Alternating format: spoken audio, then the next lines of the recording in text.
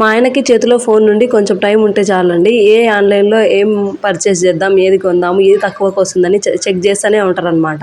Flipkart, Amazon, Ajio, ఇంకా మీషో ఉండే online shopping యాప్లన్నీ మా ఆయన ఫోన్లో ఉంటాయి. ఈసారి ఏం చేశారంటే ఇవేంటో పోపుల డబ్బాలు, కిచెన్కి అవసరమయ్యే డబ్బాలు ఏవో క్వాలిటీగా ఉన్నాయనేసి 40 రూపీస్కి 12 వస్తాయి అనుకున్నారంట.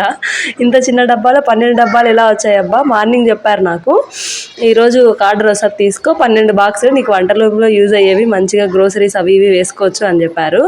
సరేలే ఎన్ని వస్తాయి, నేనైతే అన్నాను 40 రూపీస్కి ఒక డబ్బానే వస్తుంది చూడు, నువ్వు ఎలా చూసావో ఏమో అంటే, లేదు లేదు 12 వస్తాయి, చాలా ఆఫర్లో వచ్చాయి అని చెప్పారు. నేను ఓపెన్ చేసి చూస్తే రాగానే 2 ఉన్నాయి. ఇలా ఉంటుందన్నమాట పరిస్థితి. ఆన్లైన్లో చూసి అన్నీ మోసపోవద్దు. ఇంకా క్వాలిటీ అయితే బాగానే ఉన్నాయి. 40 రూపీస్కి 2 అంటే బెటరే, మరి ఒక్కోటి 20 రూపీస్ పడ్డట్టు.